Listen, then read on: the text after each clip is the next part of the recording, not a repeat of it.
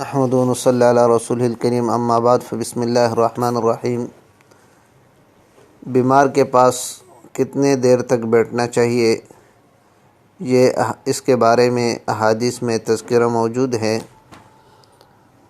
مشکات کے اندر باب عیادۃ المریض جلد نمبر 1 صفحہ 38 پر ابن عباس رضی اللہ تعالیٰ عنہ کی روایت ہے، فرماتے من السنت تخفیف الجلوس وقلۃ الصخب فی العیادۃ عند المریض، کہ سنت میں یہ ہے کہ مریض کے پاس بیٹھنے میں تخفیف کرے اور عیادت میں شور و شغب کم کرے۔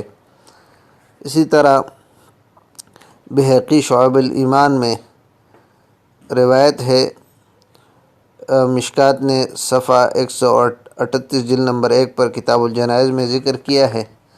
انس رضی اللہ تعالیٰ عنہ فرماتے ہیں قال رسول اللہ صلی اللہ علیہ وسلم العیادۃ فواق ناقۃ، اور اس آگے سعید بن المسیب رحمۃ اللہ علیہ سے مرسلاً روایت کیا گیا افضل العیادۃ سرعۃ القیام۔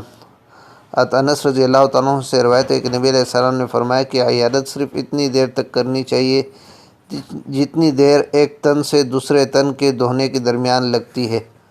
سعید بن مسیب رحمۃ اللہ علیہ کی مرسل روایت ہے جس میں ہے کہ افضل عیادت وہ ہے جس میں اٹھنے میں جلدی کرے۔ ان احادیث سے بالکل یہ بات واضح ہوئی کہ بیمار کے پاس دیر تک نہیں بیٹھنا چاہیے، بس جا کر حال احوال پوچھے، تسلی کی باتیں کرے اور مأثور دعائیں پڑھے اور اجازت لے کر رخصت ہو جائے، اس لیے کہ بعض لوگوں سے مریض کا تعلق تکلف کا ہوتا ہے، ان کی موجودگی میں اس کو احتیاط سے رہنا پڑتا ہے اور مرض کے ساتھ اس تکلف میں اسی تکلیف ہوتی ہے۔ البتہ اس سے مریض کی بے تکلف دوست اور خدمتگار وغیرہ مستثنیٰ ہوں گے، یہ لوگ دیر تک ٹھہر سکتے ہیں، اس لیے کہ ان لوگوں کی موجودگی سے مریض کو مزید سکون اور راحت ملتی ہے، لہٰذا ان باتوں کا اہتمام کرنا چاہیے۔ واللہ تعالی اعلم بالصواب۔